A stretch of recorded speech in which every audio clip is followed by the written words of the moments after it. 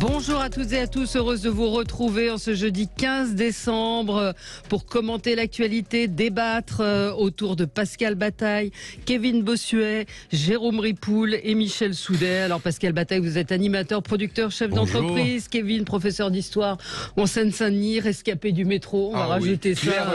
Du RERC, voilà, absolument. Rescapé du RERC, la semaine dernière, vous n'avez pas pu être là parce que vous êtes resté bloqué 2 heures. Et vous êtes descendu sur les voies. Je suis descendu sur les voies au bout de 2 heures. On était dans le noir pendant 2 heures. C'était formidable. Une mamie s'est fait pipi dessus. Et puis, oh non, mais c'était formidable. C'est une expérience. Merci à la RATP. Jérôme Ripoul, directeur associé de l'agence Comfluence et coprésident d'Opinion Valley, et Michel Soudet, bonjour, rédacteur en chef adjoint à Politis, qui est désormais dirigé par Pierre Jacquemin, qu'on connaît bien ici. La France en finale. Question un peu provoque, mais j'entendais Elisabeth Lévy qui disait un peu la même chose. Est-ce qu'on n'en fait pas un peu trop? Est-ce que vous êtes content? Vous fait évidemment réagir. On va revenir sur évidemment l'interview hier d'Adrien Quatennens qui se défend et qui compte revenir en janvier à l'Assemblée nationale. La réforme des retraites, les Français ne sont pas convaincus. C'est un article dans le Figaro, un sondage dans le Figaro. Mais commençons avec vos coups de cœur, vos coups de gueule. Kevin, on va commencer avec vous. Oui, un coup de gueule contre toutes ces grèves qui sont annoncées par les syndicats, aussi bien les syndicats de la SNCF, de Air France ou de la RATP, pour des revendications qui, pour moi, sont des revendications corporatistes. On est dans une situation compliquée avec une guerre en Ukraine, avec une pénurie d'électricité, avec un pouvoir d'achat qui est en berne. Et vous avez évidemment les professionnels de la grève qui sont là pour emmerder les Français, avec des Français qui stressent beaucoup. Ils ne savent pas s'ils vont pouvoir rejoindre leur famille, avec l'annulation des trains, l'annulation des avions. Et puis de manière générale, moi j'en ai marre finalement de tous ces syndicats qui vont à l'encontre de l'intérêt général. On l'a vu encore il y a quelques semaines lorsqu'il y a eu la grève des raffineries qui a privé de nombreux Français de leur véhicule parce qu'il y avait une pénurie d'essence, et surtout la grève dans les centrales électriques qui a mis à mal en effet l'intérêt national, parce que forcément on n'a pas pu réactiver de manière aussi rapide certains réacteurs nucléaires. Et encore une fois, par exemple, je vois la grève de la RATP qui aura lieu en janvier, enfin qu'on nous annonce. Encore une fois, on va empêcher des enseignants d'aller enseigner, on va empêcher des infirmières d'aller à l'hôpital, on va empêcher des aides-soignantes de se rendre à leur lieu de travail. Moi, je commence vraiment à en avoir marre de ces serial bloqueurs. Donc, à un moment, vive l'intérêt général et à bas ces syndicats qui appartiennent à un monde qui est complètement dépassé. Vous avez oublié GRDF qui fait grève, une poignée d'individus qui bloquent certaines personnes, non plus milliers de personnes. La tyrannie des minorités contre l'intérêt de la majorité des salariés. Alors, quelqu'un veut réagir à ce dégagement, à ce coup de gueule, peut-être Michel Soudet? J'admire la diatribe complètement réactionnaire. Les syndicats ne font pas grève que dans les secteurs publics, ne font pas grève pour déranger les usagers. Vous avez des grèves perlées un peu partout, y compris dans le privé. Ça se voit dans les monoprix, dans les carrefours et à bien d'autres endroits où les gens réclament tout simplement d'être payés correctement et de pouvoir faire face à l'inflation et à toutes les hausses que nous avons eues et qu'on nous annonce, notamment en matière d'énergie. Parce que l'inflation, certes, l'INSEE, c'est une moyenne, mais on sait que sur les produits de première nécessité, c'est beaucoup plus élevé que les 6,2% qu'on nous donne. Mais le sujet, est-ce que c'est vraiment de choisir entre la légitimité de la revendication des cheminots, en l'occurrence, par exemple, et la liberté de circulation des usagers? Moi, j'ai fait la grève. Moi, je prends le train toutes les semaines, aller-retour, entre Bordeaux et Paris. J'ai fait la grève, ça fait 2 fois que je fais la grève de présentation du billet, par exemple. Voilà, je dis au contrôleur, vous faites la grève, moi je fais la grève de présentation du billet. Pourquoi ils font pas la grève du contrôle? C'est-à-dire qu'ils sont présents, ils bossent, mais ils font la grève du contrôle, parce que là, ça serait vraiment la SNCF qui serait embêtée. Pourquoi les usagers? Et je suis assez sidéré de la passivité de nos compatriotes. Moi, je vois, j'étais dans un wagon où j'étais le seul, et j'ai pas élevé la voix, j'ai été très gentil, très courtois, bien évidemment. Il n'y avait aucune raison de s'énerver contre ce monsieur qui me contrôlait. Mais voilà, ça suscité l'indifférence générale. Lui, alors, il m'a menacé évidemment d'une amende. J'ai dit que je faisais aussi la grève de la présentation de la pièce d'identité. Et donc je lui ai dit, écoutez, j'assume mon geste, donc appelez les forces de l'ordre si vous voulez, pour me faire interpeller sur le quai. Bon, alors au final, le problème c'est que j'ai malheureusement pour moi une tête un petit peu connue et qu'il a pu m'identifier grâce aux nouveaux outils électroniques dont il dispose et qui m'a dit c'est bon, j'ai votre billet.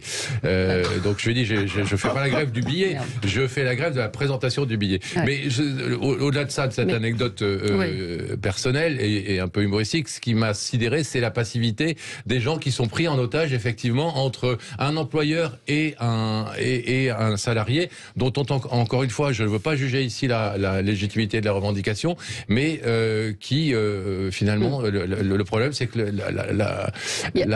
ceux qui sont pénalisés, ce sont les usagers. Il y a quand même un pouvoir de nuisance, Michel Soudet, chez un certain nombre dans un certain nombre de métiers. On ne peut pas comparer les grèves. On peut pas comparer.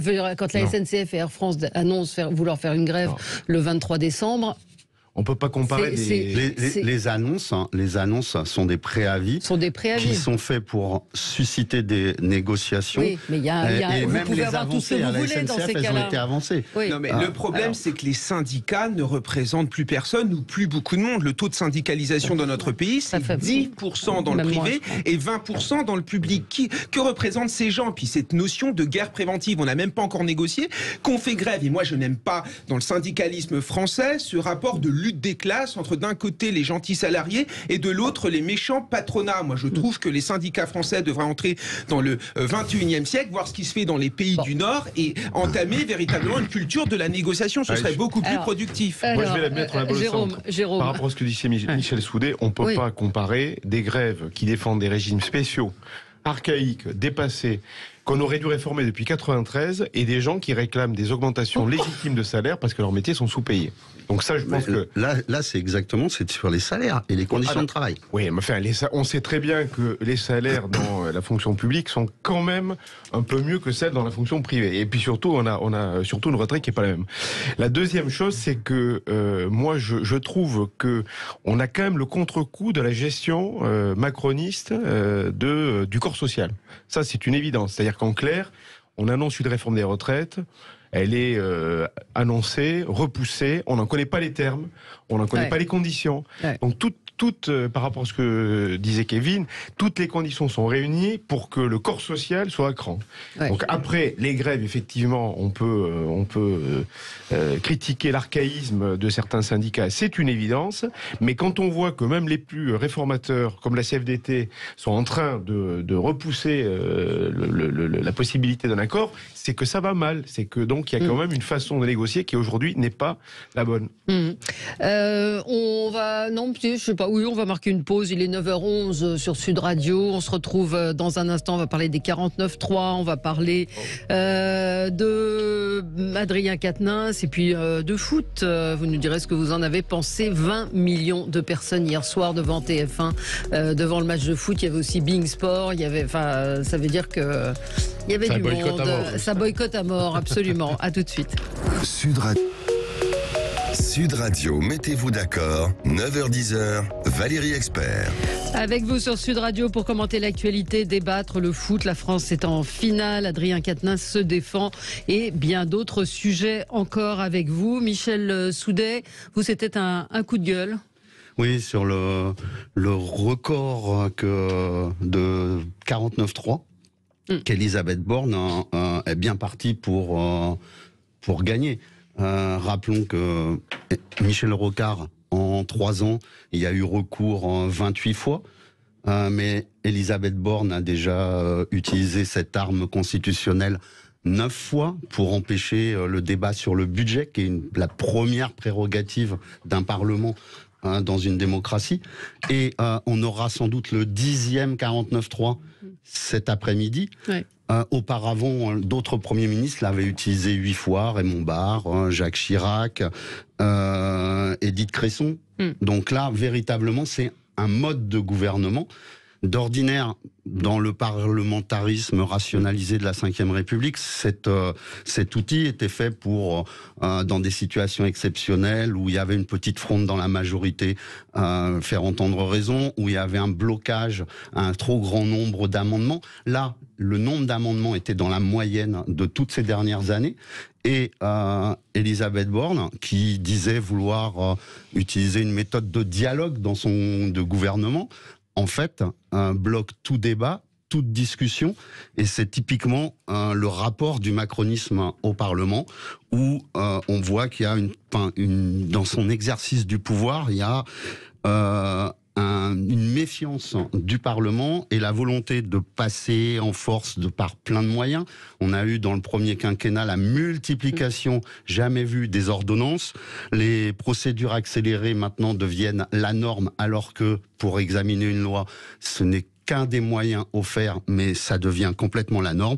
C'est une évolution autoritaire du courant libéral qu'on constate en France, et y compris dans d'autres économies, dans d'autres pays européens.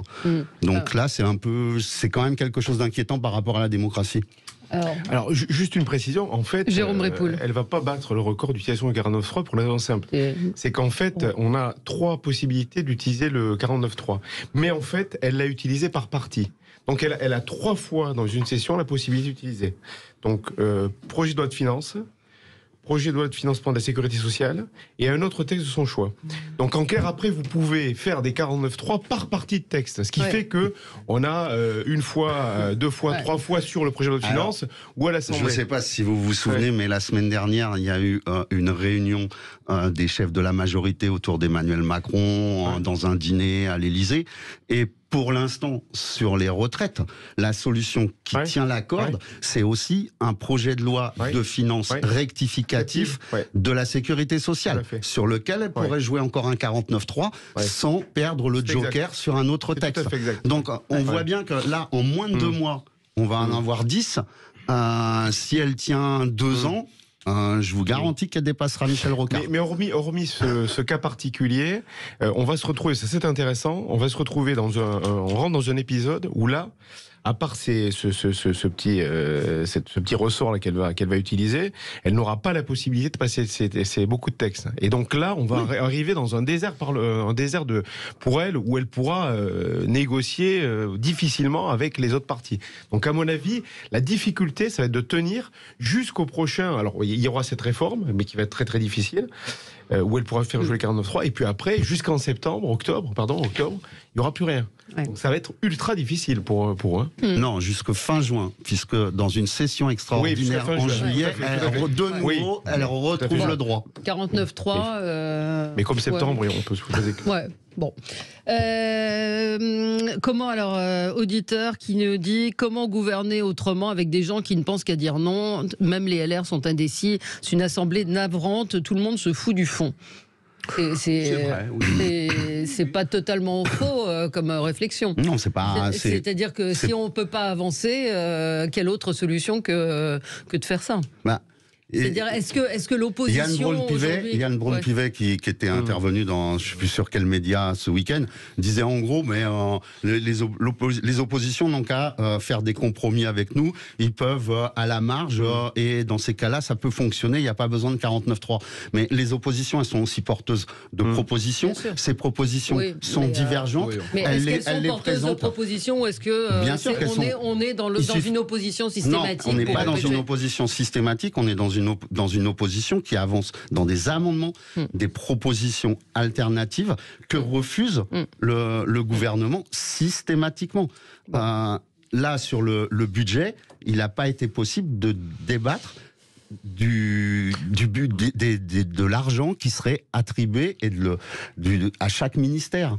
Comment ça serait ventilé, quelles actions seraient faites. Donc, ils n'ont même pas pu faire ces propositions. Ils les avaient faites dans des amendements, mais personne ne les lit. Ouais. Alors, on va avancer parce qu'on n'aura pas le temps de débattre du reste. Pascal, vous, c'était un coup de gueule qui concerne le Festival d'Angoulême. Oui, le Festival d'Angoulême et l'annulation, la déprogrammation plus exactement de l'exposition du dessinateur français Bastien Vivès, qui est un auteur de bande dessinée et de romans graphiques prolifique et extrêmement talentueux, notamment du manga Last Man, que beaucoup de jeunes auditeurs connaissent certainement, et pas que les jeunes d'ailleurs.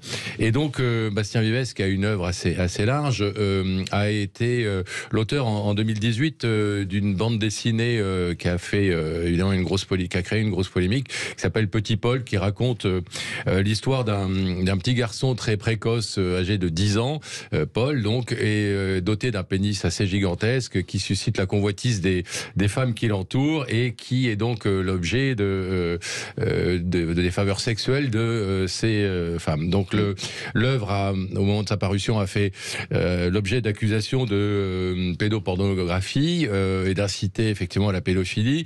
Après une polémique, elle a été finalement retirée de la vente par les éditions Glénat. Voilà, bon, on jugera ou pas, même si Bastien Vivès insiste sur la liberté de création et le fait que c'est une bande dessinée évidemment humoristique et qui en rien ne se veut incitative. On peut faire débat. Néanmoins, son œuvre dépasse très largement Petit Paul et on aboutit une nouvelle fois à une censure. Alors, en l'occurrence d'un auteur. La semaine dernière, je m'érigeais, je m'élevais contre une autre forme de censure, mais une nouvelle fois, une association, une minorité obtient l'interdiction d'une œuvre ou un changement de mentalité, ou un changement prise de conscience. Et je trouve ça très déplorable, à la fois pour Bastien Vivès, à la fois pour ceux qui iront au festival d'Angoulême, mais surtout pour la liberté d'expression dans ce pays qui est de plus en plus réduite comme une peau de chagrin. C'est toute la question du jusqu'où peut-on aller. C'est pédopornographie et inceste, donc ils estiment, mais effectivement c'est... Oui, mais d'abord, une nouvelle fois, c'est pas une exposition sur Petit Paul, c'est une exposition de l'œuvre de cet auteur, qui est donc censuré sur l'ensemble de son œuvre pour une de ses créations. Une de ses créations. Jérôme Ripoul, coup de gueule.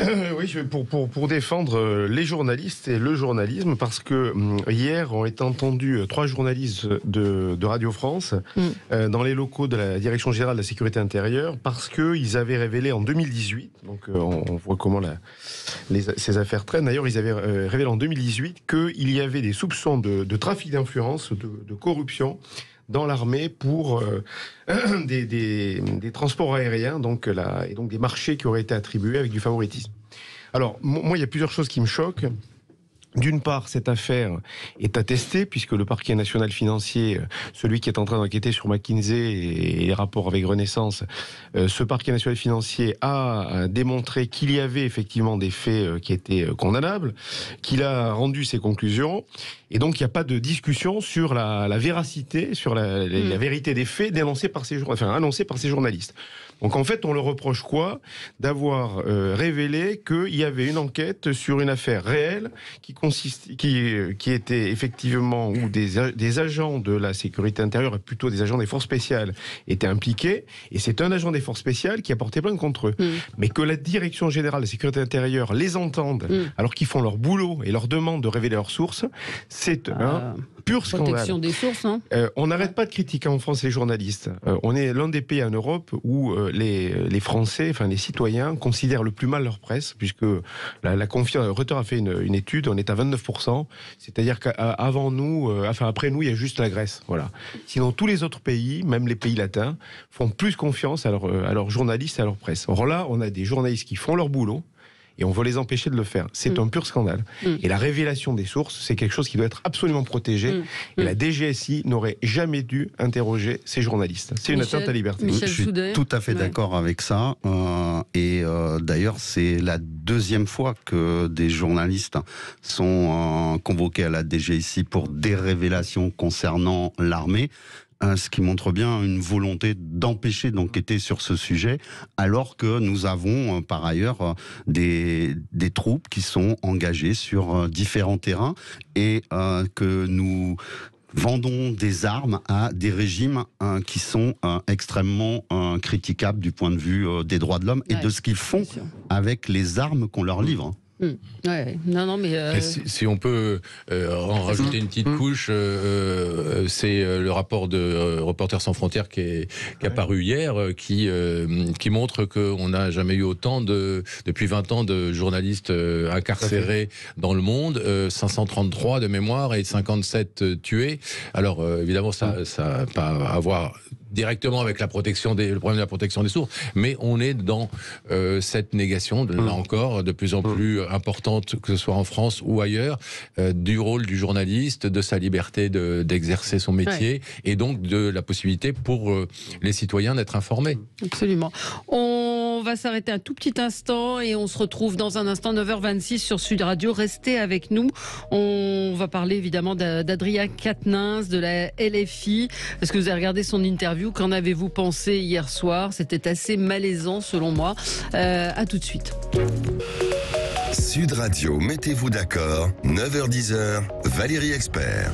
Alors, avant de parler d'Adrien Quatennens, un mot tout de même sur la vaccination, puisque notre ministre de la Santé ainsi qu'Olivier Véran s'étonne du faible nombre de vaccinés en France. Chacun est libre évidemment de faire ce qu'il veut, sauf que quand vous voulez vous faire vacciner, aujourd'hui il y a dans de très nombreux endroits, et c'est le cas à Paris, plus d'une semaine d'attente pour pouvoir le faire, que ce soit médecin, cabinet d'infirmière ou pharmacie. Moi, je jette la pierre à personne parce que je pense que les pharmaciens sont effectivement souvent débordés, sous-effectifs, etc. Maintenant, là aussi, on peut parler d'anticipation. Est-ce qu'il n'y aurait pas eu moyen d'anticiper cela, en sachant que les Français sont beaucoup moins nombreux, beaucoup moins enclins à se faire vacciner. Mais là, on a aussi, encore une fois, l'impression d'une déconnexion de François Braun et du gouvernement qui incite les gens à aller se faire vacciner, alors que ce n'est pas possible. Enfin, c'est possible, mais avec une semaine d'attente, donc c'est pas très normal. Donc tous les jours, on a un petit peu cet exemple de choses qui ne fonctionnent pas en France. J'entendais Patrick Roger aussi ce matin, et je suis d'accord avec lui. Il y a eu de l'anticipation sur la 118 parce qu'ils annonçaient de la neige, la 118 qui est en région parisienne. Mais sauf que on n'a pas levé la fermeture de cette autoroute, ce qui fait que ce matin c'est un gigantesque bordel parce que la 118 est fermée sans aucune raison et qu'il doit y avoir 36 formulaires et autorisation à demander pour lever ça. Mais c'est quand même... oui, il n'y a plus de centre de vaccination, nous dit Stéphane. Non, effectivement, il y aurait peut-être eu besoin d'anticiper un petit peu là-dessus.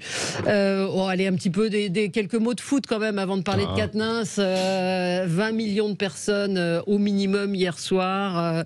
La fête un petit peu partout. Alors peut-être pour une fois, alors qu'on lui tape dessus, Gérald Darmanin a bien fait les choses. J'entendais que dans le 17e arrondissement de Paris, des Black Blocs qui étaient venus pour en découdre avaient été arrêtés de façon préventive. Ça s'est plutôt pas mal passé, à part à Montpellier où il y a eu... C'est pas des Black Blocs. C'était quoi? C'est de l'ultra-droite. Ah, c'était l'ultra-droite, vous avez raison. C'est vrai. On en a trouvé, il y en a eu aussi qui ont fait des exactions à Lyon, à Nice et à Montpellier. Ouais. Or, on a une extrême droite violente qui ressort. À peu près Michel tous les jours.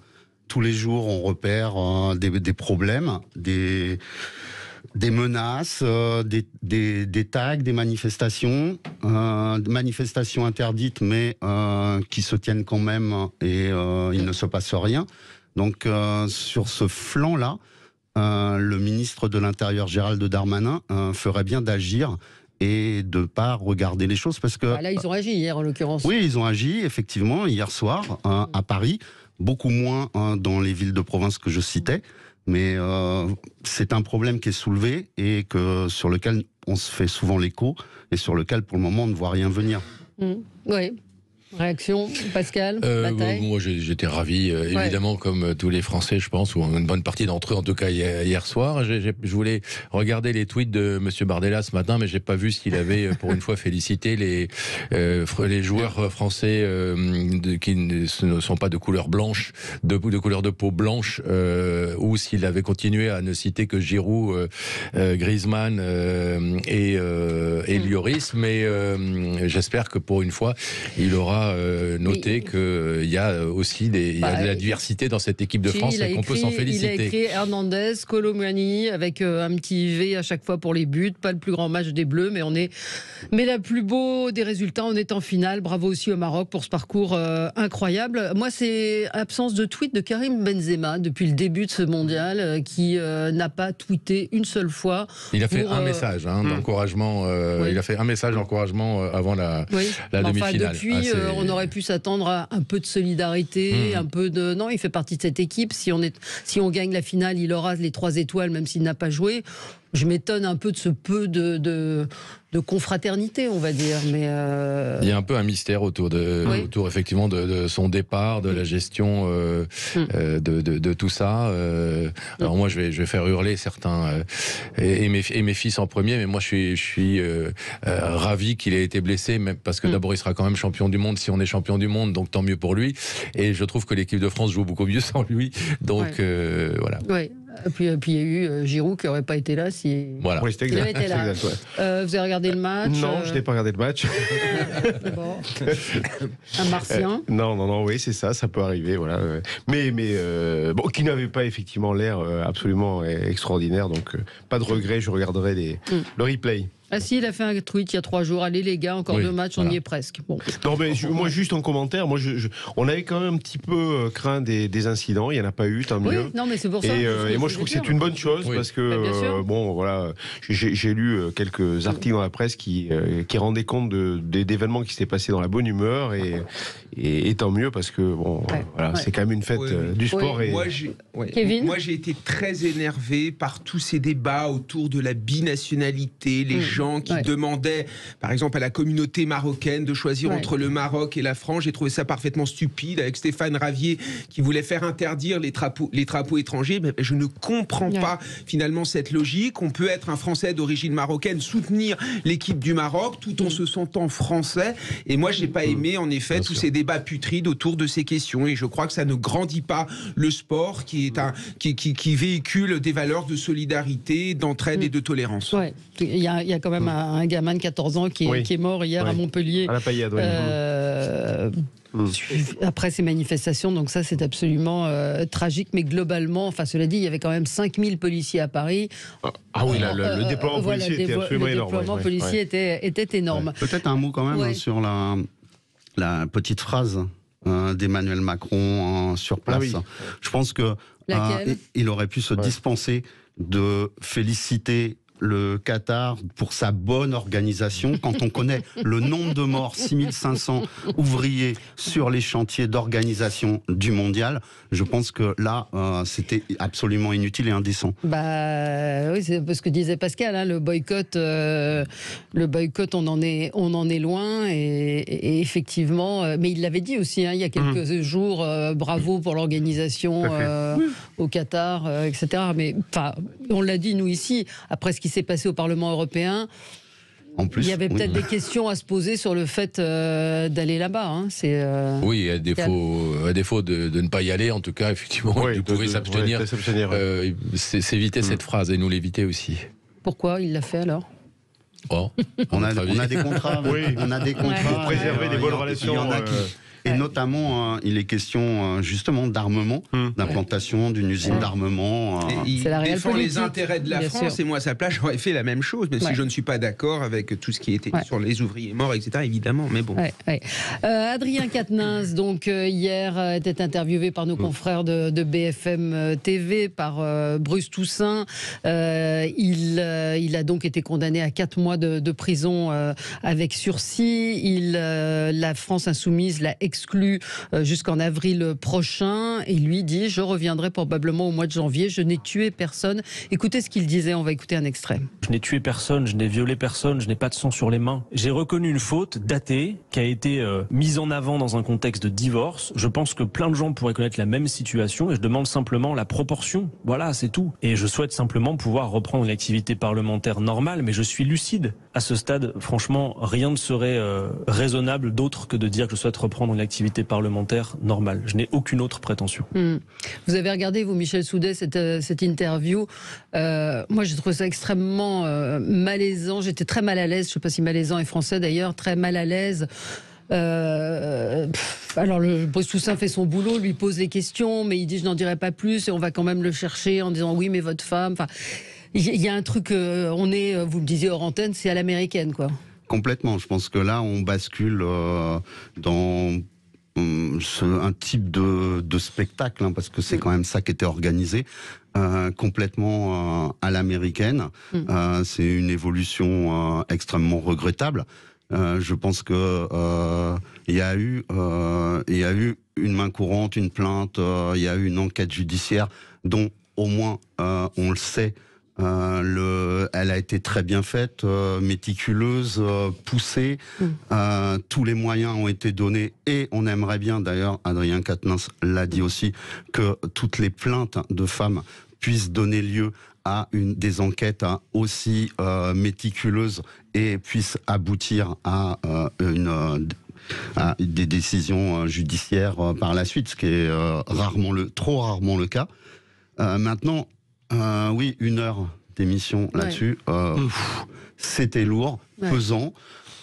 Lui y est allé aussi, il a accepté, ce principe-là. Avant lui, il y a eu Nicolas Hulot, il y a eu DSK, il y a cet exercice, il l'a accepté. Oui, sauf que là, je pense que malgré tout, l'entretien à la Voix du Nord, mais c'est limité à un auditoire beaucoup plus restreint, disait déjà les choses. Je pense que là, ça m'étonnerait qu'il y ait d'autres émissions de ce type.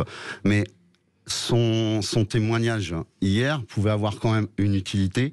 C'était de rappeler que si il est capital, important d'écouter la parole des femmes, il est aussi important d'écouter le point de vue en face, celui de l'homme.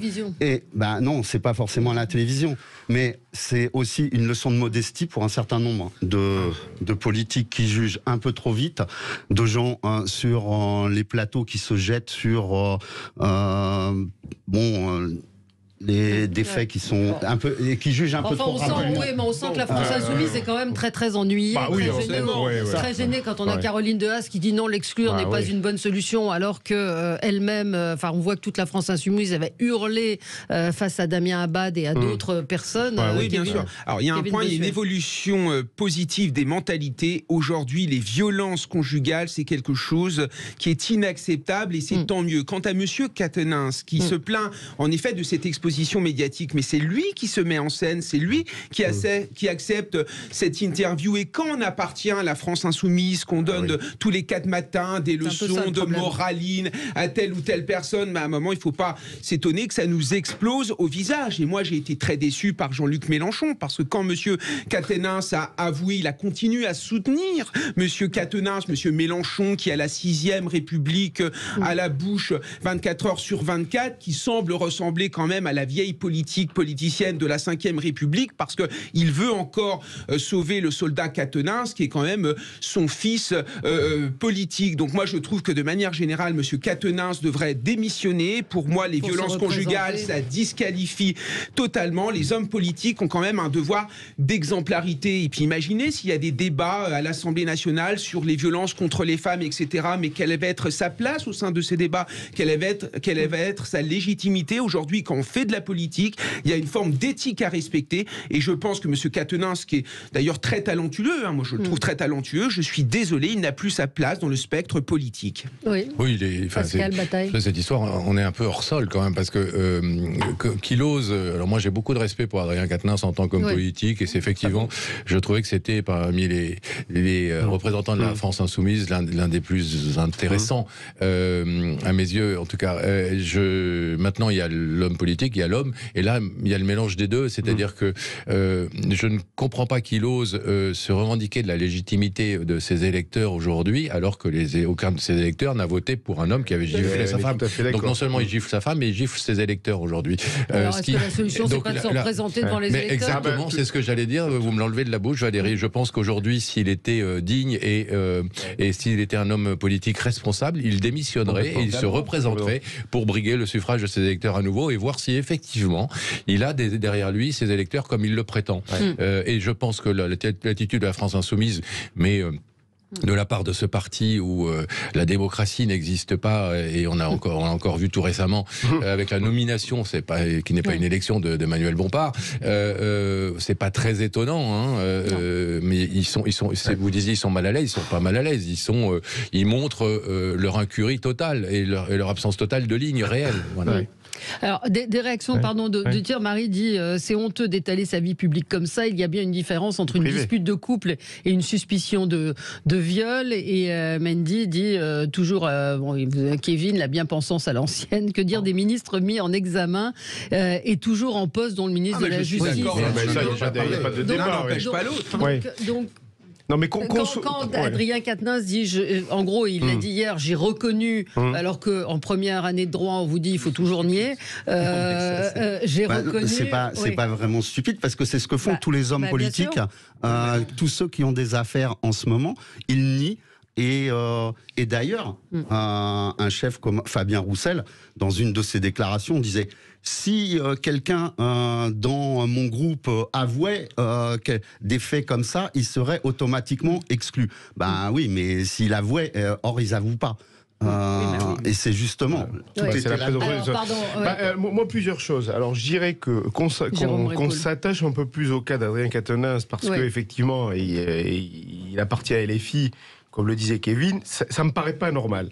D'autant que quand on voit que Jean-Luc Mélenchon tenait comme à la prunelle de ses yeux à la révocation des élus, rappelez-vous, il avait fait en 2017 et en 2022 l'un de ses projets phares en disant: écoutez, quand un député, un maire ou un président vous décevra, vous pourrez être, vous électeurs, en mesure de le révoquer. Ben voilà, il a un bon exemple, effectivement. Il devrait en passer du mandat. Oui, bah alors ça oui, on raffine. On raffine, parce que ça, après tout, et c'est vrai, effectivement. Et je vais aller quelque part, je vous devance. Dans son programme, il y avait aussi l'impossibilité l'inéligibilité à vie pour les élus condamnés pour corruption.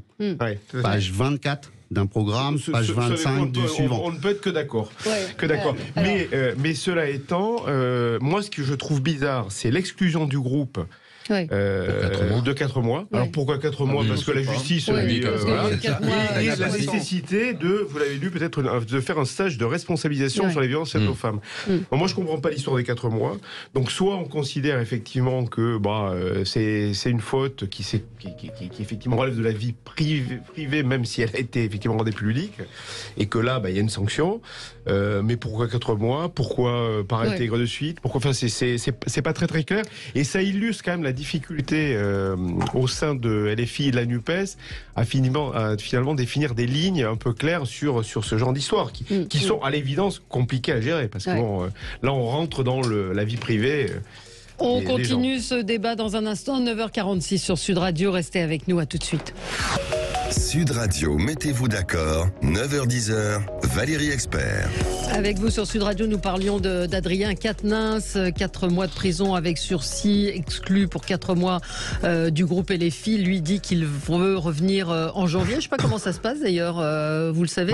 Il va siéger au groupe non inscrit, visiblement, le temps qui sera intégré dans le groupe, donc il pourra être dans l'hémicycle. Il n'y a pas de... Ah non, il n'y a pas de sanction. Il n'y a pas de sanction de pour revenir à LFI, comment ils vont... Là, ils sont dans une période assez compliquée, Kevin Bossuet, avec, on l'a dit, la nomination de Manuel Bompard, où on voit qu'il y a eu des Raquel Garrido ou même Clémentine Autain qui ont exprimé leur malaise face à la façon dont ça s'était fait. C'est une période difficile. On voit que la NUPES n'est finalement d'accord sur rien. Il y en a qui soutiennent encore Adrien Quatennens, d'autres qui veulent complètement son éviction de la vie politique. De toute manière, cette alliance politique est au départ complètement contre nature. C'était l'alliance des gens d'extrême gauche avec des socialistes, avec des écologistes qui ne pensent absolument pas la même chose, et on voit bien que ce groupe est en train d'imploser au sein de l'Assemblée nationale. Donc voilà, tout ça n'était que du théâtre momentané, et on voit bien que ces gens ne sont d'accord sur rien.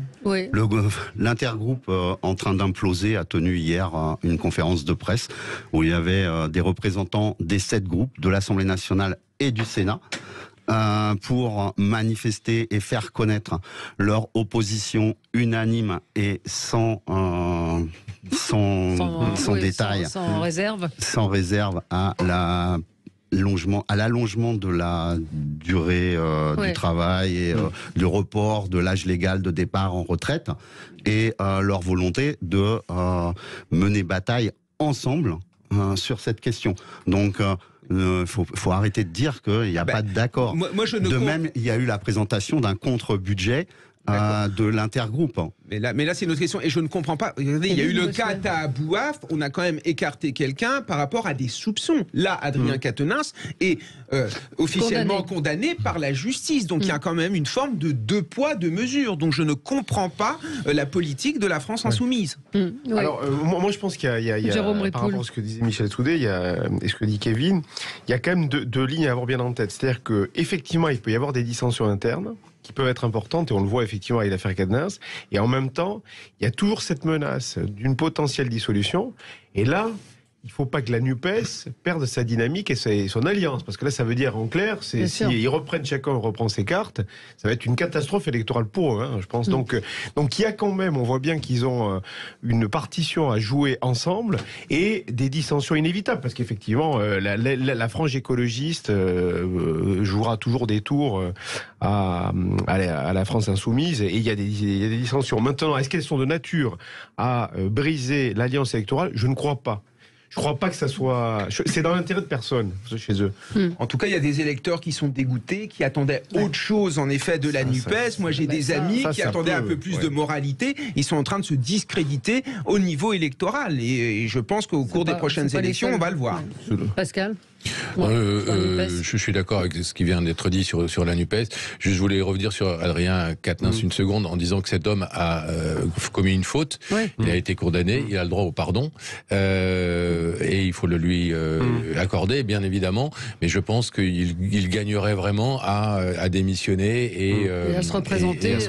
Voilà. Lui, il dit qu'il a et continué. à redevenir l'homme politique intéressant qu'il était. Il dit qu'il a continué son travail en circonscription. Effectivement, souvent, il y en a beaucoup. Enfin, il y en a un certain nombre qui sont représentés après avoir été condamnés, qui ont été réélus. Donc c'est pas une. Ce qu'il dit aussi, c'est que s'il démissionnait et qu'il se représenterait, il y aurait une campagne électorale. Et il l'a dit hier soir dans l'émission, ça serait vraisemblablement un grand cirque avec des bus qui viendraient pourrir la campagne et empêcher de faire une campagne véritablement sur le fond. Parce que beaucoup de ceux qui s'opposent, beaucoup de ceux qui parlent, qui disent qu'il doit démissionner, ne sont pas de sa circonscription. Non mais on ne peut pas ses électeurs. On ne peut pas d'un côté condamner l'abus de l'utilisation du 49.3 en nous disant que c'est antidémocratique, et de l'autre nous raconter que finalement il ne faut pas une nouvelle campagne électorale parce que c'est démocratique, c'est la démocratie. Il a été condamné, les électeurs doivent pouvoir juger sur pièce et apporter ou non leur suffrage à Monsieur Quatennens. C'est ça la démocratie. C'est un peu de temps au temps, comme disait ce cher François Mitterrand, et attendre que le tumulte s'apaise un petit peu, que le pardon se fasse dans tous les esprits, et laisser son suppléant aux manettes jusqu'à la fin de la législature, et puis se représenter à ce moment-là. C'est une hypothèse intéressante, parce que je pense que ça peut, pour le coup, hypothéquer ses chances de rester une figure importante dans le parti. C'est-à-dire qu'en clair, s'il purge pas ça risque de laisser le sparadrap du capitaine Haddock. Et voilà. Mais cela étant, ça pose quand même la question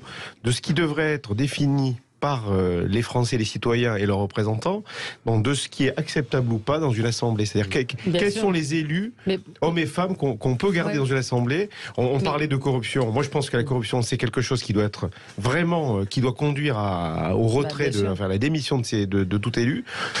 Ces affaires-là, il faudrait qu'on évite de tomber dans un délire. Pourquoi il n'y a pas un casier judiciaire vierge, d'ailleurs, ce que dit une auditrice en disant quand on rentre dans la fonction publique, on doit avoir un casier judiciaire vierge. Pourquoi ce serait pas le cas pour alors casier judiciaire vierge, le casier judiciaire, c'est un peu compliqué parce qu'il y a différentes parties. Si vous avez purgé votre peine, c'est plus que votre casier. Oui, effectivement, on pourrait, mais bon. Et puis cette tendance à se victimiser en ciblant Gérald Darmanin comme s'il était derrière tout ça, et à travers lui en s'attaquant à l'État français, c'est parfaitement... Qui est de poids de mesure, Kevin, ça on peut se le dire. Non, mais je suis d'accord, mais à un moment, à sa place, moi je ferais profil bas, je me représenterais devant les électeurs, voir voir, je quitterai Il a peut-être, complètement ouais. la vie politique parce que ce qu'il a fait, c'est pas Casier normal. judiciaire vierge, il y a quelques députés qui seraient pas sur leur rang. Ça, c'est À commencer absolument. par Frédéric Boccaletti, député RN de la 7e circonscription du Var, qui a été condamné dans le passé à 6 mois de prison ferme pour violence avec arme, etc.